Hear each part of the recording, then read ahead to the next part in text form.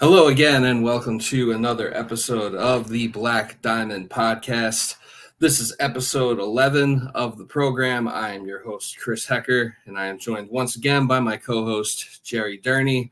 Ken Griffey Jr. was an all-time great, and we are here to tell you the truth about it. How you doing, Jerry? I can't believe that I have to keep reminding people of that, but once a year on Twitter, someone tries to drum up this idea that actually he was actually kind of mid, like he's not as good as this guy. He wasn't as good as this guy or this guy. And I take the bait every time. I eat the trash. I'll own up to that. And also for this week, I just want to point out, because people may be wondering why I have this color of a Met hat, considering the Mets don't have those colors. This is matching my jersey. This is the jersey right here of the Brevard County Manatees, which is the minor league team that used to be where I live. They were originally a Marlins affiliate, which is why they had those colors. Then they were the Expos affiliate for a couple of years, and then they were the Brewers affiliate for a decade, and they ended up moving away about almost 8 years ago now, which is kind of wild. But like I went to games since I was a kid. I worked for them in different capacities. I actually got to broadcast them for a year, which was pretty neat. That team actually had Brandon Woodruff, which was pretty neat. That's actually someone that I could message one-on-one because I've known Woody for about a decade now, which is pretty cool. A lot of great times I got to have going to Manatee games as a kid and well into my adulthood. And so I'll always wear this wherever I go, and I'm happy to take questions about it. No, that's a sick jersey. I did not realize that, and the hat looks good too. Even if it's not the primary Mets colors, it definitely looks better than some certain hats that recently dropped that we will be roasting later on in the show. But shout outs to Brandon Woodruff. Maybe we can have him on sometime and he can talk to us. But let's get into it. A little bit of a quicker episode this week since we have a bit of a quick turnaround. Got some family obligations coming out this week, so had to record a little earlier than normal. But let's get right into it, and let's recap the weekend that was for the New York Yankees and the New York Mets. If you would like, we can start with the New York Mets, who had a bit of a tough weekend in Anaheim or Los Angeles or whatever they call that place now. They dropped 2 out of 3 out there, but they did come. They are making their way back towards the East Coast now, or I believe actually no, they played in St. Louis. Yeah, they just kind of made a quick stop in St. Louis today for a makeup game, which they won 6-0. But then they'll be heading back to Colorado. But yeah, tell us about what went down or what went wrong for the Mets in their series out in Anaheim.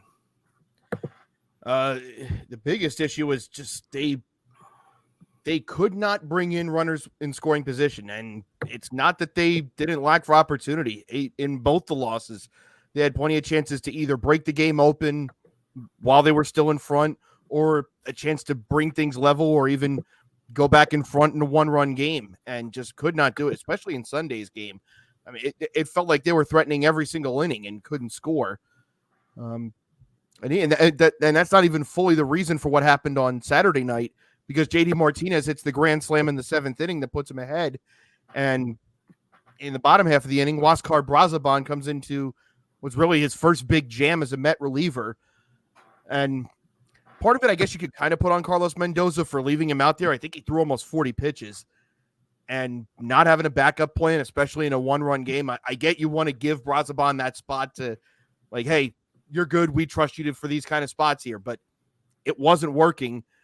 And then I believe it was Joe Adell that hit the home run that put them ahead. No, it was Neto. It was Zach Neto that put him ahead. But he hits a 2-run homer. They had a chance right immediately again in the top of the 8th inning. Couldn't do anything with it. And then all day Sunday, just one opportunity after another. And yet, I think it might have been either the 6th or the 7th inning where Vientos had a middle fastball that most times this year, I would trust him to send at least 420 into left field, and just missed it. There was a lot of discussion over the past 24 hours of like, well, this was their first series loss in over a month, and the last time, and it's only the second since the start of June. You really be that upset? And the other side of it is, well, yeah, you lose 2 to the Angels, like people are going to be worried. And the counter to that was, if Washington throws just one more strike, and if Vientos hits a middle fastball like he normally does, it's a sweep. It's like sometimes like teams drop random series, even World Series winning teams, random series during the year where you're like, how'd they make that? And I just kind of erred on the side of like, hey, look, they'll drop one every now and then. Beat St. Louis tomorrow, handle business in Denver, and we're back on track. Oh, thankfully they went to St. Louis today on short rest and jet lag and had no problems. And the offense kind of came back to life. They had 9 hits and they won 6-0. Sean Manaea threw 7 shutout innings. And I'm kind of seeing the idea of maybe bringing Sean Manaea back on an extension. I think he's got a player option. I would start working something out with him. Again, I wouldn't be sprinting to do 33 next season. Maybe if you give him an extra 2 years on his deal.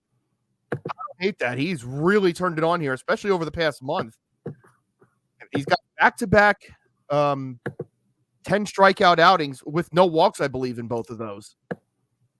And I think they said he's only the 3rd Met lefty to ever do that. And I think one was Jerry Koosman. His numbers retired. And the other was John Matlack, who was pretty good. But you're talking like since the 70s, no Met lefty has done that. There's been good Met lefties in that time. So that was big. They needed that. The bullpen needed a day off. And now you're going to play the Rockies in Denver. Like you should handle. I said over this 16-game stretch, starting last Friday, they probably want to go 12-4. Well, I mean, you gave yourself a little bit of tougher wiggle room there, but you should win at least 2 games in Denver, if not 3. You got yourself back on track. Go fix it. Yeah. I mean, so far you're 2-2 since then, and I guess the glass half full way to look at it would be like if you include this makeup game with the Cardinals, it's basically like a split rather than losing 2 out of 3. But I could understand the Met fan that is I wouldn't say panicking, but I could understand a Met fan not being happy about the fact, even if it is their first series loss in almost a month, I could understand not being pleased with dropping 2 out of 3 to the Angels, to a team that, you're supposed to handle business against, clearly inferior team when every game down the stretch is so crucial. I mean, the Cardinals, they've lost the last 2 games, but before that, it really felt like they were like never losing. You got the Padres and the Pirates playing each other this week, so that's going to be a huge series for wild card implications. And the Pirates also just came off a series with the Diamondbacks. So, and the Pirates. I believe they have 2 series against each other in the span of 2 weeks. I think it's a home and away between those 2. Between Pittsburgh and San Diego. Mm-hmm. I think the second series is next week. Yeah, that makes sense because I think that after this they go to LA after they play at home versus San Diego, and I'll be at the game on Wednesday. Ooh. So it would make sense for them to go down. To San Diego after that, which looking now, it appears that is exactly what they will do. So you do have a lot of games where you have a lot of games around you where you have these teams that you're pretty much in direct competition with for one of these wild card spots playing each other. So the urgency for you to handle business against especially against teams that are not as good as you and really aren't playing for anything at this point other than pride, it definitely amplifies the importance of winning those games. And when you don't win it, it definitely feels like a missed opportunity. So I could kind of see both sides of it. Sometimes like you were saying with everything that happened, sometimes it's just not your day. Sometimes Vientos will miss a pitch that he normally would drive 480 feet. And, sometimes you just don't get Lindor missed a game-tying home run by like this much yesterday in I think the 7th. Like that could have swung things differently. He had a home run on Saturday night. Kevin Pillar making a catch of the year contender. Like sometimes the CPU says, not today. Yeah. Or sometimes the CPU ends the game with the fastest pitch in recorded history. The game cheating is what we say. Yeah. Investigate Ben Joyce, I guess. No, not really. I guess he just throws ridiculously hard because he did end that game with Martinez with that. Like him, like most times you'd feel comfortable with him being up there. He just beat him with gas. What can you do? It happens. And JD is like one of the more disciplined hitters in that lineup. He's been in the league like forever now. I was even seeing I even saw someone on Twitter saying that once he retires that the Mets should hire him to be their hitting coach. Oh, I'm on that train. Absolutely. Yeah, I don't think it's a coincidence that once he got on board after he had his late spring training because he signed so late, and then he had his minor league games. I don't think it's a coincidence that once he got to New York, that's when the offense really started to click, because he is one of the most studious hitters in the league. He's a guy that's always in his iPad, always looking at video, always looking at the charts. And I think that kind of rubbed off on everyone else, because it feels like night and day in the approach that this team's had at the plate from the last 2 years to this year. And I think he's a big reason for that. Yeah, hitting is one of those things that seems very contagious, like up and down throughout a lineup. Because like the Mets, they didn't. JD was like hurt for like the first like month or so of the season. And when he was out, like their lineup was pretty dead in the water. And then he comes in and all of a sudden like everyone starts hitting. And I feel like it's one of those things where you really realize it like when you go to a game and watch a game live, like just how contagious like hitting can be, and like why you'll see lineups like kind of all get hot at the same time or all go cold at the same time. Because it's like, you see one person get a hit, and then someone comes in and scores a run, you're all hyped up, then you're going up to the box, you're going into the box in a good mood, and like you're getting a rally going, and like no one wants to be like the person that like fucks that up.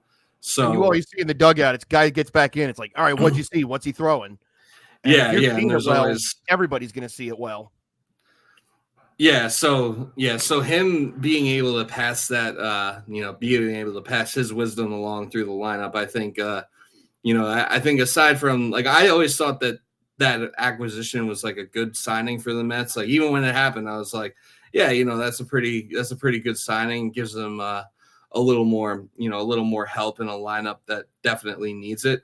But I think that no one was really prepared for like how much he would help, and as far as like getting especially like some of the younger guys like Vientos, like and the role that he's played in his development and getting those guys going.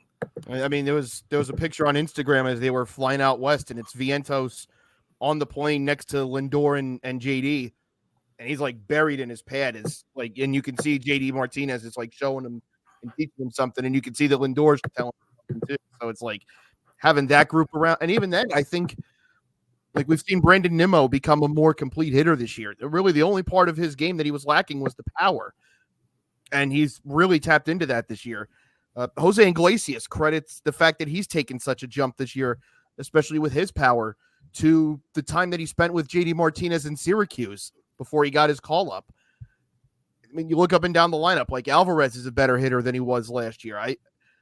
I don't think it's a coincidence that all these guys have benefited from that, because you can, even if you're going through it, I mean, I feel like if there's anyone on that roster that's equipped to diagnose them to say, Here, let me tell you, I've been around for 12, 13 years. I can tell you what you're doing. They're going to listen to him because his resume speaks for itself. Yeah, no, I completely, it completely makes sense, and I definitely believe it. Yeah, and as far as Sean Manaea goes, it does look like he has, it does look like he does have the player option for $13.5 million next year. I would imagine he would probably want to pick that up and stay with the Mets. Like as good as he's been, like I don't really see him making more than that if he does hit the open market. So I think that it would be a good opportunity for the Mets to be proactive and maybe throw an extra year or two onto his current deal, to kind of get him, to kind of have him like, maybe up until he's like 35 or something like that. Yeah. And just give you like a good, just give you like a good, reliable arm in the rotation. Because you're going to need that. And like, you don't really know who's going to be coming back like after this year. Severino's and Quintana are both, I believe, on 1-year deals, and Quintana's 35 now. So you don't really know what you can really expect out of him. I wouldn't hate bringing Steffi back. That's another one where it's like, if you wanted to give him 2 or 3, I'm good with that. Yeah, and I would love to see him, and I would love to see him get like a more long-term deal, whether it's with the Mets or pretty much anyone, but like an AL East team that's not the Yankees. I would definitely like to see Sevy get like a more long-term extension, because this was like the prove it deal, and he's proven that he can, he's proven that he can still pitch. Is he going to compete for a Cy Young or be an ace? No, but he's a perfectly serviceable, middle of the pack starter that can, eat innings when he needs to, gives you length, and you kind of, you're going to get like a solid 5 or 6 out of him pretty much every time he goes out there, with the exception of a few times here and there where he gets blown up, but that happens to pretty much every pitcher. And then he's like your 3 or 4. You're in good shape. Yeah. And then, I mean, obviously Kodai Senga's health is in question. So, I think that bringing back Sevy would definitely provide a good amount of stability to the rotation that, beyond this year, you don't really know what you're going to have there. I've been wondering what the plan for the rotation next year is, because I think you have to go into next year under the idea that Senga's okay, that, whether they make the playoffs or not, that the calf injury, with time, he'll be all right. And it was a freak incident. Like if he was having consistent muscle injury, well, okay, that's a problem. He came back fine from this elbow injury that knocked out his first 4 months. I mean, he was throwing great. Like I said, I would love to see Severino and Manaea come back on those extra 2 to 3 year deals. They already have Paul Blackburn under team control for next year. He looked good on Friday, by the way. He gave them a solid 6 innings. He definitely looked like a pitcher who was like, "You mean I can have an infield defense? Sick." He genuinely could not believe it.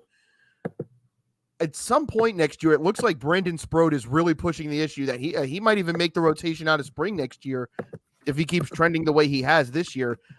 And they still have a few other guys down in the minors that we've been hearing about. When you have Blade Tidwell or Mike Vasil, those are guys that are pushing for rotation spots as well. And I'm sure they'll want to go sign a big name guy during the offseason. Corbin Burns is kind of the pipe dream there. I don't think last week. I'd be shocked if he left Baltimore. Yeah. But yeah, maybe they do go to a 6-man rotation next year just to kind of ease the load on everyone. And that way you're still getting, your best 6, because Severino's proved he can still do it. Manaea's proved he deserves to be here. Senga, obviously, can pitch really well here. And Blackburn, at least based on one start, looks pretty good so far. If Sproat earns his way into the rotation out of spring training next year, great. That means he's gotten better.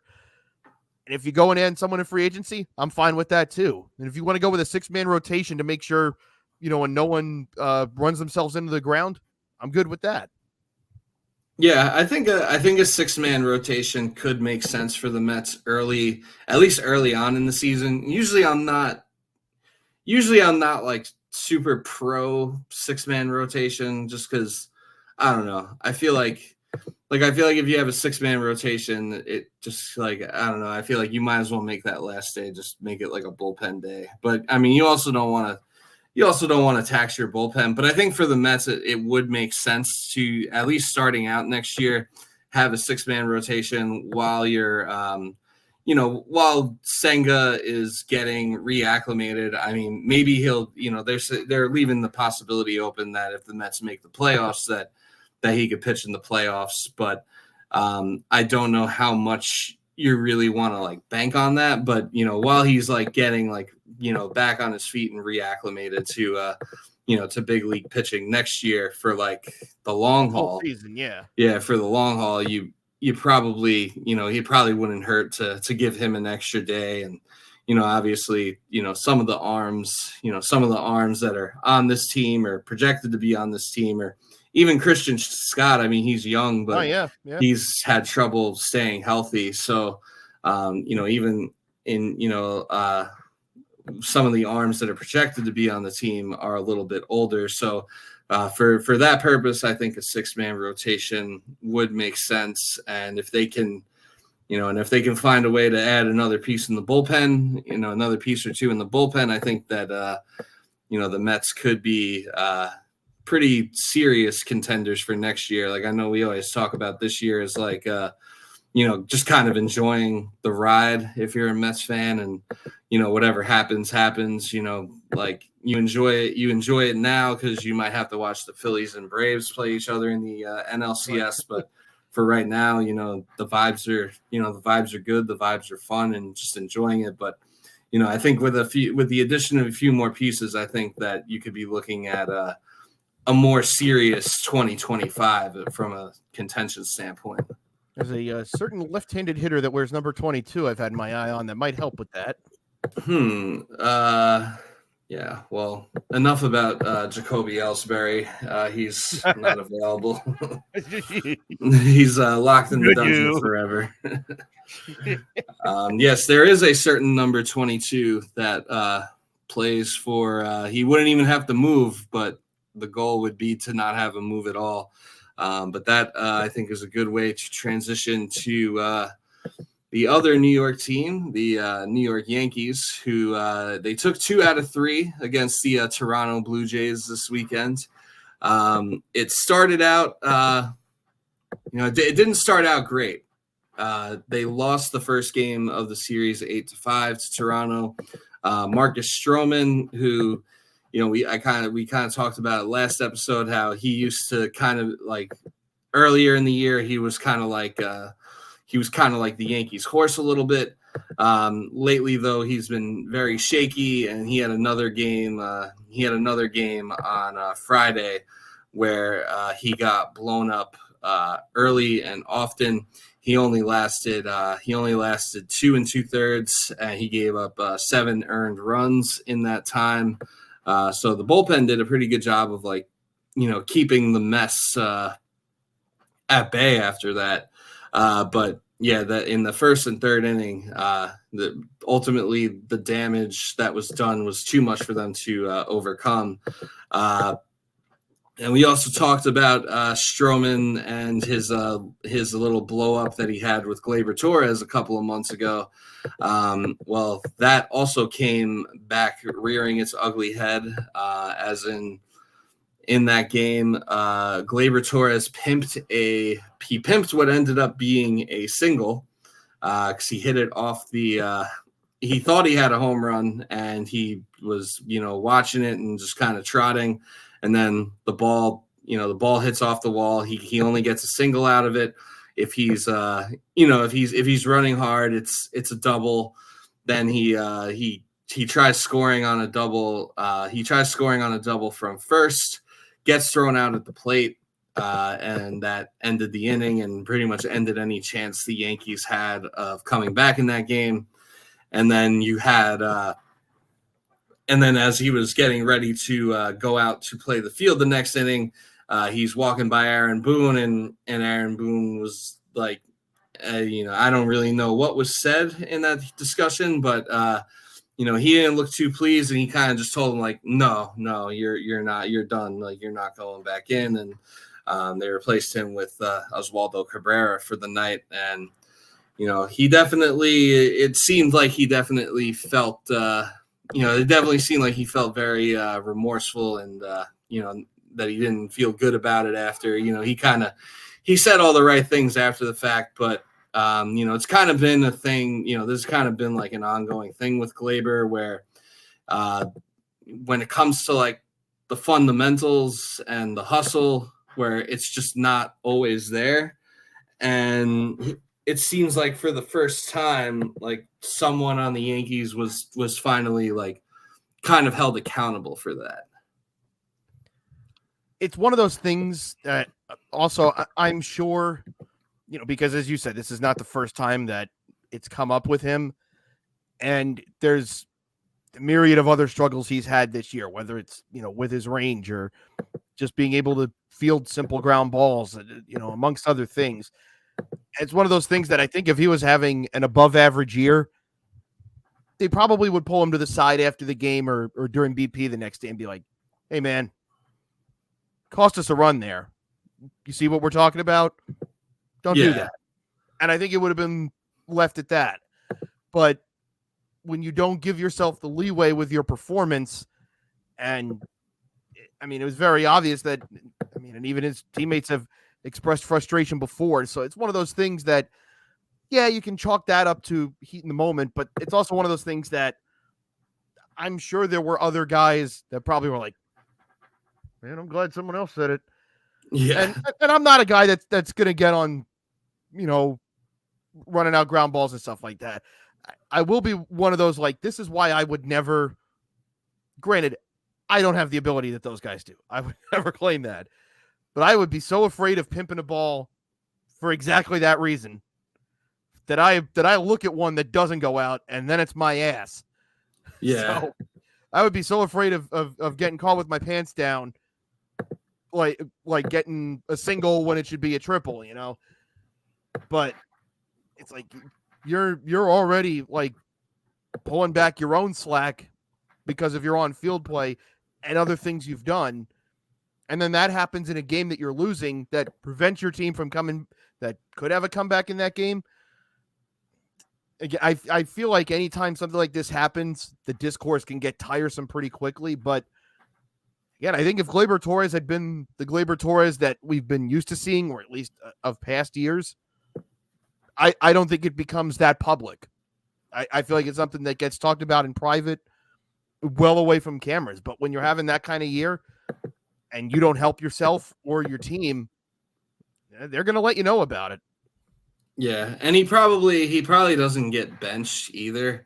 If like he was having a better year, and if it wasn't like, and if this wasn't like a recurring issue with him, I think that maybe Boone finally, because like all year, like while the Yankees were like stacking up these losses over the past couple of months, Boone would keep saying, oh, I have no issue with the way our guys are competing.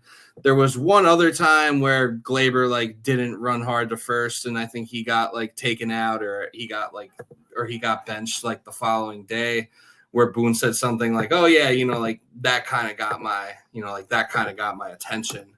But I think he was probably just finally feeling the pressure of like, all right, like I gotta do something to like we can only run a country club. We can only run like this country club environment for so long. Like at some point, someone's got to be, someone's got to be held accountable. So whatever the message was, I'm sure it hit home for him, even if it hasn't really, it hasn't really translated yet as far as like on the field performance. But, I do believe, like, I know that, I know Gleyber said like, that, he's going to make sure nothing like that ever happens again. And I think Judge was like kind of backing him up, like, that he knows what kind of guy he is, and that he doesn't expect that to happen again. So, I would give him the benefit of the doubt that, that his hustle won't be an issue again. Now, as far as his defense or just like, his fundamental play in general, I certainly have my doubts that we've seen the last of those woes. But truthfully, this is the last year of his contract, and right now I don't really expect or really see a reason why the Yankees should re-sign him. I was going to ask, do you think that changed, any of their opinion on whether he comes back or not, or do you think that decision's already been made and they're just playing out the string? I kind of think the decision's already been made and that they're kind of just playing it out. I would say more than anything, I would say just like the way that the season started for him, I would say kind of, I don't really know, like I don't have inside information or anything like that. I'll never pretend to unless I actually somehow get information. But, just like the vibe I got is that I feel like they kind of already had their mind made up. Probably pretty early into the season that this isn't someone that they're going to bring back. And, these recent incidents of like not hustling have probably, they probably haven't helped his case, but I think the writing was kind of already on the wall, although I'm not too sure what they'll do. At the second base position, they'll kind of have a little bit of a hole there unless they go, get somebody in free agency. So you don't think they'll move Jazz back? Like they're set with what they're doing now? They could potentially move Jazz back, and maybe they make a play for like a for like a power hitting third baseman. That might be more of the move. But also, Jazz has overall, he's been doing fine at third. So they might, maybe they don't want to mess with that. It's a good question. It's a good question. I'm honestly not entirely sure what the plan is. They also have to do everything in their power to keep that number 22 guy that you were referring to earlier. So yeah, they definitely have some work to do as far as like, what they're going to do after this season. But looking at, just looking now quickly at some free agents, they do have, there are some potential options for them. Like they could move Jazz to third, or they could move Jazz back to second, and then Matt Chapman could opt out of his deal with the Giants. He's playing his way into a bigger bag. Yeah, Matt Chapman, could be playing his way into a bigger bag. Alex Bregman set to be an unrestricted free agent. He got off to a pretty slow start this year, but as of late has been tearing the cover off the ball, and he hit another home run today. Here's my question: I know you can only speak for yourself here as a Yankee fan. Would you want Alex Bregman? Would Yankee fans want Alex Bregman after everything? Personally, I'm at the point where I'm kind of over it, to be honest. Number one, I don't think the Astros are the only team that was cheating like that. I'm sure that other teams were doing it, and that MLB probably made it a point to make an example of the Astros because they were the ones that got caught. Number two, I think he could help our team very significantly. We've definitely like a corner infielder that can slug the ball has been something that the team has been lacking for a while, and Jazz has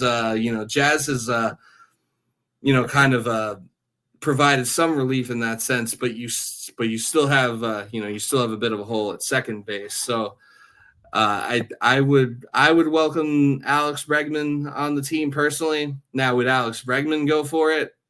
I don't know. Probably not. And would the rest of would the rest of Yankee fans be as open to it as I am? Also, probably not. But for me personally, if the money was right, and if and if both sides were open to it, I would have no opposition to bringing Alex Bregman in. But Glaber's hustle issues aside, the Yankees did bounce back afterwards to win the next two games. They on Saturday they had a pretty dominant win. They beat the Blue Jays 8-3. Judge hit his 41st home run. He hit his 40th home run the day before, so he just keeps doing what he does.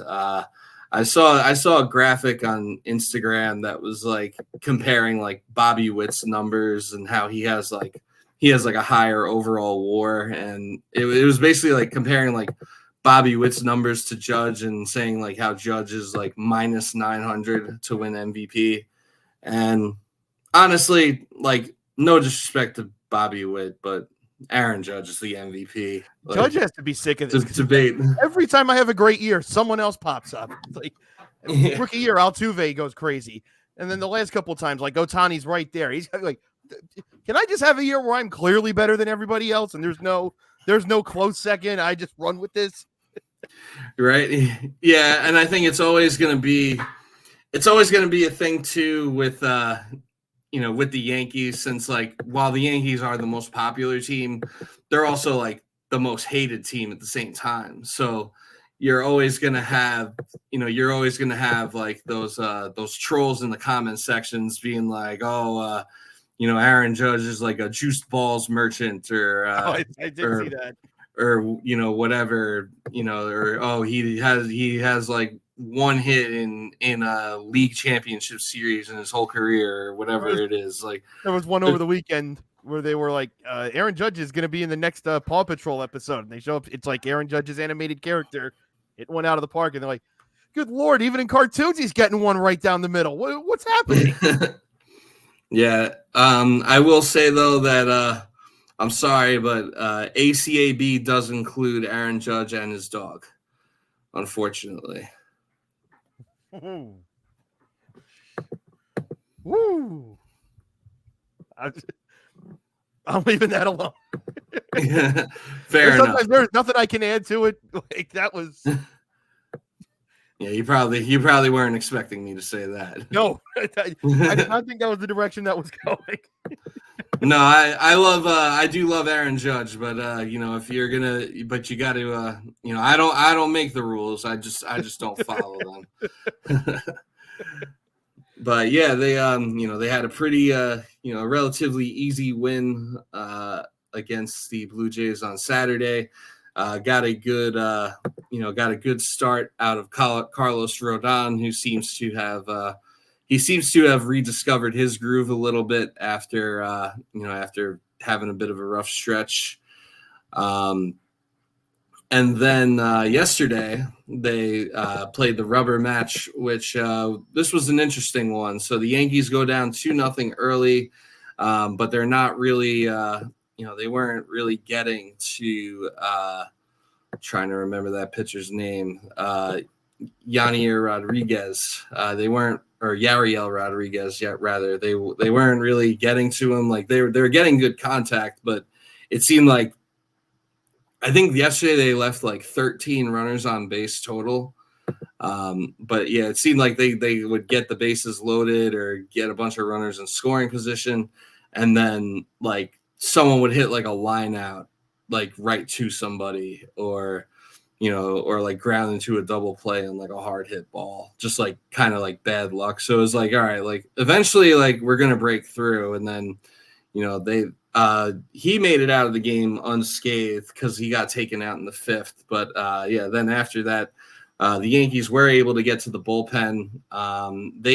They fight their way back to take a 3-2 lead in the 6th and 7th inning.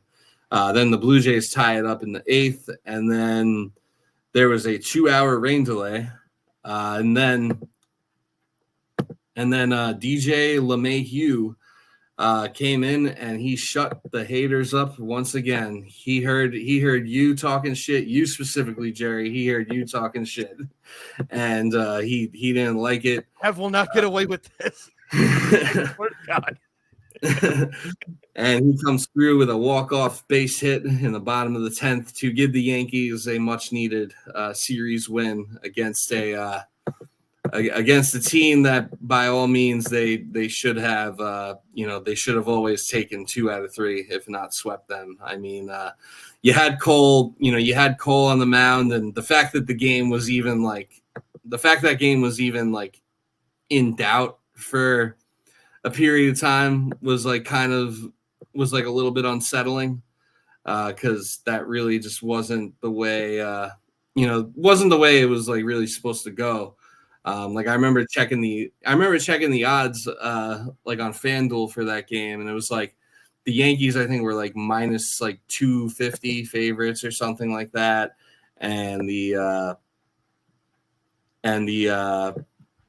Blue Jays were like plus like 200 or like plus 210 on the money line. And I was like, they're going to make this game way more interesting than they should. I just know it. But on the plus side, Cole had a good bounce back considering he had to skip a start because he was feeling sick and his prior start hadn't gone well. So at least you get that out of him. I mean, I feel like that's got to be a positive. Oh yeah, no, that's definitely a positive. And, by all means, he by all means, he had a good game, and like that wasn't even to say like that the fact that it was like a closer, interesting game, like that wasn't to say it was his fault. It was more so that the Yankee bats weren't they weren't finishing. They were starting the job, but they weren't finishing it. That was really what the McGuire is a free agent. Rightfully so. I'm afraid there's too many parking lots in New York for him to be for us to consider that. Yeah. He needs to go like if only like Utah had a baseball team, he would, I feel like they don't have too many parking lots there. But also, the Mormons probably frown upon that type of behavior. So yeah, there's probably just this is probably the end for Reese McGuire for at least for a little while. It would be really funny if he ended up getting picked up by the Rockies and then he was teammates with Cal Quantrill. Like that would be awkward. And remember, it would be their duty to have to work with each other. It's not like, you put him out in right field. Like, no, he's there to catch. He has to catch every start. That would be unreal. Or would Reese be like, no, you know what? Elias Diaz, it's your turn. Yeah, or maybe Cal would be like, yeah, I think I want a personal catcher. Yeah, I've earned a caddy, right? I've been around. I've been around long enough. Like, just throw me a bone here. Don't make me pitch to the guy who I exposed, pun intended. Quantrill gives up a home run. Reese McGuire takes his mask off. He starts yelling at him for what he did. Well, this is the first pitcher and catcher actually fighting on the mound. The catcher charges the mound. Yeah, that would be something. Yeah, would have to probably do a little more research to see like what major league city has the least amount of parking lots to see, where the best fit would be for him. Maybe we'll, do a deeper dive on that in a future episode. But the thing is, you'd also have to make sure he can't get a car. Yeah, that's also a big lot. He'd find one. Yeah, that's also a big part of the equation. I mean, while New York does have a lot of parking lots, it also has a lot of public transit as well. But there's probably too much there's probably too much risk associated there. And the Yankees, I think, are like a pretty big like PR conscious team. Like there are rumors that they weren't even going to trade for Chas Chisholm because they had like some sort of character concerns, which is kind of weird considering they employed Aroldis Chapman, for all the time they did. And Herman. Yeah, and Domingo Herman, and for all the stuff he did. It was kind of, yeah, and like they let Herman come back like after he after he beat his girlfriend or wife. And one of the incidents was at a team function. Like, yeah, one of the incidents was at a team function. Then they had the whole thing last year where he was like drunk for a start or something. Like, yeah, and then he was at a sauna or yeah, like, so I think it's pretty obvious that they were trying to cover up the fact that he was drunk, like, and when he was supposed to pitch. But he was supposed to start one night, and this is like after he threw like this is like, I think, like maybe a month or maybe even a couple of weeks after he threw the perfect game. Like, he had such a fall from grace from like perfect gaming the athletics, and then he was like supposed to start, and then the Yankees scratched him from the start, and then like he came in like the third or fourth inning, and then I think like the next day he got like designated for assignment or something, and then I think they announced that he was like checking himself into like an alcohol treatment facility of some sort. So it's pretty clear to me that he showed up drunk, and they're like, "Oh, dude, you can't pitch. Like, you got to sober up." And then he sobered up. I think they made up some sort of an injury, and then he came in the game anyway. And I don't know. Apparently he was like mocking someone else in the meeting. I forget who, but I think it was another pitcher that he was like mocking for doing bad or like having a bad start or something. that's wild. Yeah, it's nice already, but then again, he might not have been in the right frame of mind anyway. Yeah. I mean, I'm pretty sure he was. I'm pretty sure he was. I'm pretty sure that he was drunk, and he like showed up to a meeting and like was talking.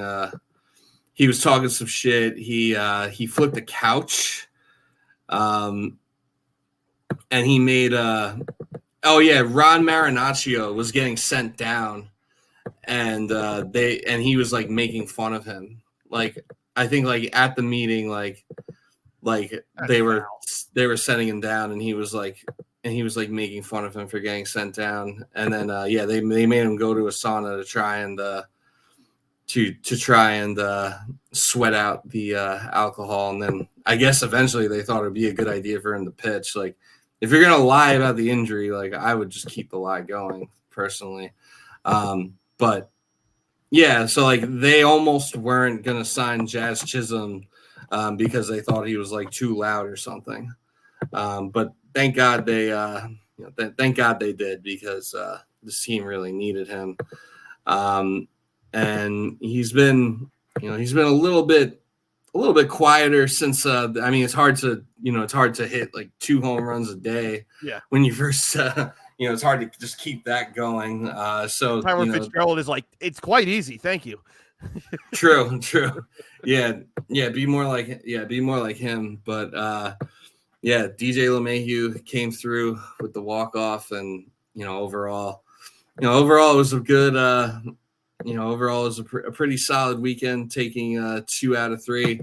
Looking ahead for both teams. So the Yankees have the Angels coming to town for a 3-game set, and then they will have the Texas Rangers coming to town this weekend. So these are another 2 teams that that you're at home, and these are another 2 teams that are pretty out of it. Like, I don't know. I mean, the Rangers are 9.5 games back of the they're 9.5 games back of the final wild card spot, and I doubt they're that they mentally thrown in the towel yet. But I mean, that's a team. They didn't sell, and they had a minute there where they were stringing some wins together, but I think they are too far behind to be able to to really be able to catch up. So these are 2 series where you should be able to handle business and sweep or take 2 out of 3, keep the keep the good times and the good vibes rolling as we try to. As it stands right now, the Rangers only have one starter announced for that series. They have two to be determined in there around Nady Eovaldi. Yeah, and then so I believe we have Heel going tomorrow, and so is it Heel versus Eovaldi tomorrow, and then that would be the Saturday game. Oh yeah, that's right. Yeah, no, we play the Angels. So what am I talking about? Yeah, it's been a long day. Yeah, so tomorrow it's Heel versus Davis Daniel, who I refuse to even believe that's a real person. That is definitely someone who went to Duke with a name like that. I just want to or a Southern school. I went to Auburn. Yeah. That's pretty south. So you got Davis Daniel versus Luis Heel in tomorrow's game. If Heel is heel, as Mike Francesa would say, that should be a win.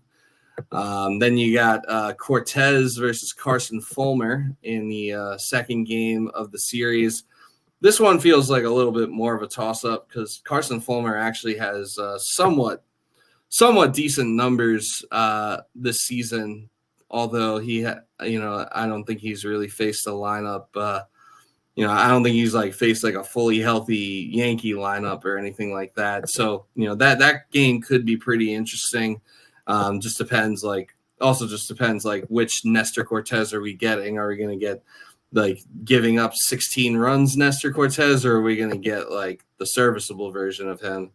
And then they close it out with their series with Tyler Anderson versus Marcus Stroman. Hopefully this should be a good opportunity for Stroman to kind of regain his footing as Tyler Anderson is pretty good. Yeah, no, he is pretty good. So runs will probably be at a premium in that game. So we need to hope that Stroman is sharp for that. You basically, and just from what I saw, and granted, it's really as much as I've watched the Angels this year was this past weekend, but just be careful with Logan O'Hoppe, Nolan Schanuel, and Zach Neto. You're probably fine. Those are really the three hitters that, and Pilar, because I know Pilar's probably at his best year in about a decade. And shout outs to the Angels, by the way, because he said he's literally retiring after this year. He just wanted to get his pension. He's having his best offensive numbers since 2016, and they decided to keep him, even though they're not in it at all. Thanks. Good looking out. Yeah. But yeah, you just be careful with those four, and you're fine. Yeah, and good for them for good for them for doing the right doing right by Kevin Pillar. I mean, he's been in the league for almost 20 years at this point. It's 10 because I remember it was a big thing that it was he didn't think he was going to make a roster this year, and he just hit his pension. So, and he even said this is it. This was all I wanted. So yeah. So it feels like he's been in the league for 20 years, but I guess it's only been 10. But good for them for throwing him a bone and letting him get his pension. I mean, he definitely deserves that, for what he's given the game over the past decade. So that's a good guy move for them. And, the Yankees have I guess you could say they have their work cut out for them. Just avoid Ohupe and, avoid the top of the lineup. And, it should be pretty, fairly smooth sailing. So it'll be interesting to see how they, how they make this series an absolute nightmare to watch, and then take 2 out of 3 at the end of it. And then I should point out, and who knows when we're going to record the next time after this, but the series after Texas, you have to play the White Sox in Chicago. Uh-oh. You better hope that streak's done by then. I definitely do hope that streak is over by then. Because nobody wants to be the team. Nobody wants to be the team that ends it, and if the Yankees are the team that ends the White Sox losing streak, the memes are just going to be just disconnect your Wi-Fi. I might have to. I might have to call my provider and tell him I'm not paying my bill I'm for a going off few the grid. days. Yeah, Just for a week. let's just defer. Let's just prorate my monthly payment. I don't need internet this week. The podcast can wait. My job can wait. I just I can't live to see us get roasted for this. It'll just be me smoking a cigar for an hour. That'll be the pod. It'll be we'll get the most views we ever get. And you could just maybe you could give like a review of the cigar you smoke, and I'm sure the viewer base will find that to be very interesting. And looking at the Mets, they have Colorado. They have a 3-game set with Colorado, and then after that, they continue their West Coast trip, and they will be up in Seattle in the PNW after that. So, what are kind of your expectations or hopes for for the week ahead for the Mets? That weekend series in Seattle is going to be a big test for that offense because all three of those matchups are no joke. They avoid George Kirby, but they're still going to see Bryce Miller, Logan Gilbert, and Luis Castillo. So there's really no let off anywhere. So, for an offense that it's okay, are we going to get back to seeing the team that can consistently score 5 or 6 every night that we saw for basically most of June and half of July? Or are we going to see the post-All-Star break lineup that scores 9 one night and then gets shut out the next? Again, the goal is to go, like I said, for this 16-game stretch before, and I say that 16-game stretch because in 2 weeks they start a stretch where it's Baltimore, San Diego, Arizona, which all teams that, definitely won't be easy, and 2 teams that are in the wild card mix with them. Right now they're facing a series of teams that are not in the wild card mix. So I said for this 16-game stretch, you want to go 12-4. The margin of error. Dropped 2. Yeah, the margin of error is this tight, and you're going to face 3 guys that, I would gladly take any of those guys in the Met rotation. Gilbert and Castillo would be number 1s with this group. Bryce Miller would be a 2, a 3 at worst. So they'll have their work cut out. Kirby would be. I feel like Kirby would be a bona fide ace for the Mets. Oh yeah, and that last game is the Sunday night games, and I think it's Seattle's first home. It might be their first Sunday night game in general in like 20 years. I know it's their first home game on Sunday night in 20 years. So like that place will be up for it. I know they're rejuvenated after the Arozarena trade. So it's going to be a playoff atmosphere. That's a tough place to play. Let's see what this group's made of. Hey now. That's the Mariners announcer. Oh, Dave Sims. Yeah, he's the man. They've had a great history of guys there between him and obviously the great Dave Niehaus, the great late Dave Niehaus, and Rick Riz. They don't miss. The Rizzler. Yeah, no, they do have a pretty elite like I know the general consensus amongst the league is that amongst baseball fans and the community is that the Mets have the best booth in baseball. I'm not contesting it. I don't have any issues with it. I think Michael Kay came off as like a real big baby when he was complaining about that. But I would say that the Mariners and their broadcast booth, I think they definitely belong in the conversation of like the top 5 at least. I would say second for me would be the Giants, just because I love what they do where they mix and match their TV and radio guys. Yeah, Pirates do that as well. I think that's really cool. That means that you trust your guys. Like, it doesn't matter who we put them with. It doesn't matter what format we put them in. They're going to do a great job. And, whether it's John Miller and Dwayne Kuiper or it's Fleming and Kruko, like I can normally put on like a Giants game if I'm up late and I'm working, or if I'm just falling asleep. It's like I could throw a Giant broadcast on and like I'm going to be happy whoever they got. Yeah, and plus like I don't know, for me, a big part of like whether or not I like a broadcast also has to do with the score bug. So pretty much eliminates any team that is under contract with Bally Sports. I don't I'm really glad like. you said that. Yeah, I don't really. Yeah, fuck Bally Sports. I think that's like the ugliest score bug in like anything. And usually the broadcast teams on those, no disrespect, but usually the broadcast teams on those broadcasts are like not really enough to like, they don't really add enough for me to be like tolerant of it. So yeah, so I like that, and I think that the NBC, the NBC broadcast, like from a visual standpoint, is like pretty aesthetically pleasing. That's also the one where you get like the poop matchup when you get the Pirates and the Hey, we had a new entry Phillies. this weekend. Yeah, the boob. We did. Yep, we got boob. Boston 0-0 Baltimore. So yeah, we got poop versus boob. In the in the all-time score bug matchups. By the way, let me own, because as long as we were bringing up the Giants, here I am last week saying, well, Blake Snell would be nice to have. I don't know if he's a perfect fit, and then he just throws his first career complete game, and it just happens to be a no-hitter. So I'll own the L on that one. That was that's tough.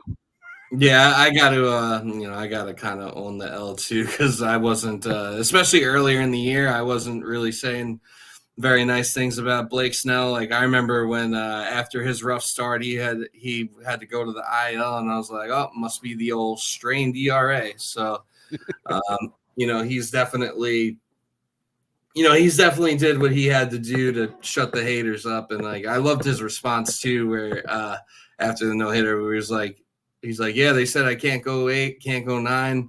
He's like, I just did it. I threw a no hitter. Leave me alone. Like, I just, that leave me alone energy. I can definitely appreciate that. But also, they very nearly injured him post game doing the Gatorade bath dunk, because they actually hit him. Oh yeah, I saw some. Yeah, they hit him with the bucket. Round cooler. It was like the big, the square one, right? Yeah, and they hit him on the back of the head with the yeah. You throw your first no hitter, your first complete game in your life, and you get CTE. Yep. Yeah, it's how'd you end up on the IL again? They got hit in the head. Hit in the head. No, no. Gatorade I wish. Cooler. Yeah, like. Yeah. I was actually in side note. I did on Saturday. I went to I participated in like a home run derby. It was like me and like my friend and like his cousin, and I during my batting practice I almost took the home run derby pitcher's head off. I had a line drive like right back at him. I was like, oh, I'm sorry, did not mean to do that. It was hard to like, because we had to play on like a different field, because like it had rained early in the day, so they locked up the main field with the fences, so it was like kind of hard to quantify exactly who hit how many home runs. I don't know. There was this one dude that was hitting the ball significantly further than anyone else, but I was pretty pleased with my performance that day. Like I felt like when I almost took that guy's head off, I kind of felt like I was like in the zone, and then like after that I kind of felt like, oh, I gotta like chill. Yeah. Like, I'm just gonna take this the other way. Yeah, and then I was taking stuff the other way a little too far, because I kept like pulling is overrated. Yeah. I was pulling pitches too far too. I had a lot of well hit balls that were just foul, but yeah, no, it was it was a great time. We do that like once a year or so. So I always have a good time with that. But yeah, I just wanted to throw that in there. But yeah, no, I think for the Mets, it's going to be it's going to be an interesting couple of series. Obviously, you hope they. I think with like the margin for error being as slim as it is, you definitely hope you get the sweep against the Rockies. Like it's kind of hard to really justify stomaching a loss to the Rockies, like in the position you're in right now. And then given that I guess you could say we're at the scoreboard watching point of the year. Yeah. The Padres and Pirates playing each other. It's like someone's taking a fall. Either the Padres fall behind you, or or the field around Or- you, the teams nipping at your heels start to drip or start to drop a little bit. So if that's going to happen, like you're going to get help somewhere. Like, Yeah, take you have to advantage take of that. advantage 100%. Yeah, I guess like ideally you would hope that ideally you would hope you get the help from the Pirates side of it where you can catch the Padres. But yeah, either way, like it's going to be a pretty significant week in like shaping up the race. Not that it's gonna like things are gonna be like said and done by any means after this week, but it's gonna be an interesting week as far as like things, like seeing it kind of take form and take shape. So you definitely, it's hard to really stomach any losses to the Rockies under those circumstances. I mean, anything can happen. It is baseball. Maybe you lose one game and you move on, but you really don't want to play around too much because, yeah, like you were saying, when they play the Mariners, I definitely expect it to be, I expect all those games to kind of be dogfights. You got the Mets fighting for a wild card spot, and you got the Mariners clinging to dear life for the division as well. And I think that for the AL West, like, if you're like the Astros or the Mariners, you're probably not really thinking too much about the wild card, given that the Orioles or the Yankees are going to take one of those spots. The Twins are pretty firmly in a spot too, and then the Royals have a 4.5 game lead right now over the Astros. So they're really going to be fighting for the division, and with it being their first primetime Sunday night game, on ESPN, and however long it's been, 20 something years, I'm sure it's going to be an environment that'll be that'll be a good environment, a very fun baseball environment, but also like a very tough environment for an opposing team to play in. So just to wrap it up real quick, where you talked about the Rockies series, I think if any player on that team that was there in 2022, what immediately comes to mind for me is, everyone points to that last series against the Braves. They also in September got swept at home, but it was either the Nationals or the Cubs. And I know they got swept in one and lost 2 of 3 in the other. And then they also dropped a game to the A's in that September. Like if they had just turned 2 of them or even 1, they win the division. And they had 6 of those games at home. That's all they had to do. And it's, everyone always looks at the last games because that's what you remember the most, and it's against the other team that won, that ended up winning the division. But so if that we just take care of those, like those games would have never even mattered. Exactly. Yeah, you gotta win the games that are it's like you can't be saving it for you can't be like saving your best punches for whenever you play the Braves or the Phillies again. You gotta focus and win on you gotta focus on and win the games that are right there in front of you. So yeah, definitely like the Rockies, you can't really overlook that series, and it's definitely a series where the Mets just have to go in there and take care of business because if you're going to go 12-4 over that 16 game stretch, you're a quarter of the way through and you already have 2 losses. So, I would say ideally you don't want any of those losses to be to the Rockies. You're probably going to lose 1 or 2 to the Mariners. So if that's the case, you really can't stomach any against the Rockies. But before we wrap, we hinted at this earlier in the show that we were going to be roasting some hats.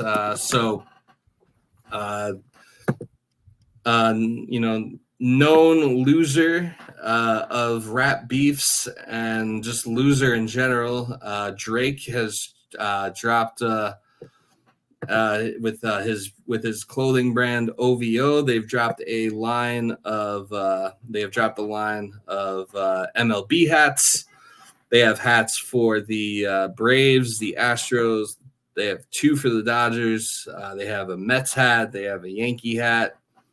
A's, Phillies, Giants. They got 2 Yankee hats and 2 Blue Jays hats. And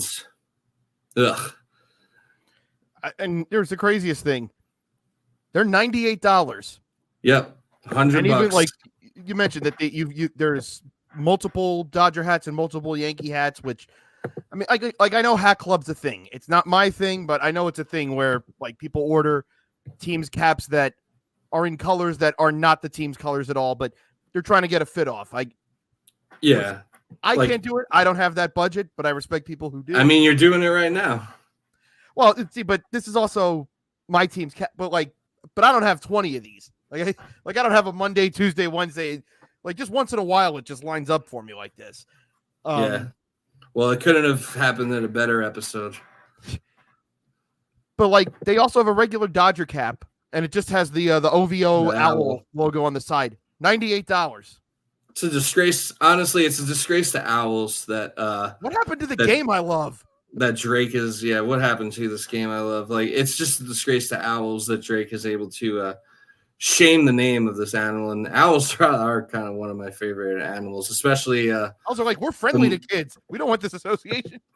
Yeah. The more I say who, the more I like owls. So, but yeah, I mean, and like I'm fine with hats that are different color schemes than what they actually are. I actually have a Yankees hat that's like it's kind of like the same teal brim and the same teal logo as yours, but it's like a gray. Like the main color is gray. Okay. So like I'm fine with I don't have it with me right now. So like I'm fine with hats that are like different color schemes. I used to have a lot more of them. I don't have as many nowadays, but like I'm fine with changing up the colors or whatever you got to do for the fit. But most of the hats it's just like, all right, like it's a normal hat. It's either a normal hat with an owl that kind of just shows that you support losers of rap beefs and just losers in general. And remember, Drake's a front runner when it comes to hanging around athletes. So you're putting that signal up too. Yeah, you're putting your bandwagon. The bandwagon spidey senses definitely tingle when you see one of those. And then like the Yankee hat that's not like the regular one is just like a Yankee hat in Mets colors. Like, yeah, like who's gonna want to wear that? There ain't a fit worth getting that off for. And I say that if they had a Met hat in Yankee colors, there's not a fit good enough that I would be okay doing that. And I that's a respect thing. It's like no Yankee fan would do that with Met colors. I know we wouldn't. Yeah. And I should add, I don't know if I said this to you, but today the MLB announced they're doing Travis Scott themed baseball cards. I forget with which company, but also, yeah. Why?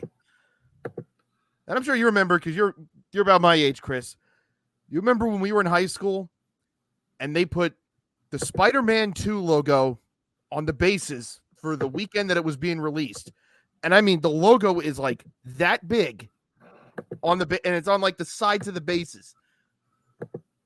And the boomers were freaking out like the whole base was going to be the Spider-Man logo. And Peter Parker was just going to be flying around the diamond while the game was going on. It was that big. And now we have this. It's a shame what they've done to our game. Yeah, we simply just can't we can't let this go on. I mean, yeah, like I don't really, like the Dodgers one, it's like tan with like blue. Like I don't know what I would wear that with personally. I think it's kind of ugly. The green Blue Jays one looks pretty awkward. Yeah, I don't get that. Yeah, my laptop's like not letting me save these images to my computer, which is probably for the best. Otherwise, I would display them on the screen so that people could actually see what we're talking about. But yeah, it's just like there's nothing about this hat that is there's nothing about this hat that's like, oh yeah, I would pay $100 for this. Like if I'm gonna I might get an A's hat because I'm gonna go to the last series in Oakland at the Coliseum, but I'll just get a normal A's hat and I'll pay like $45 or $50 for it.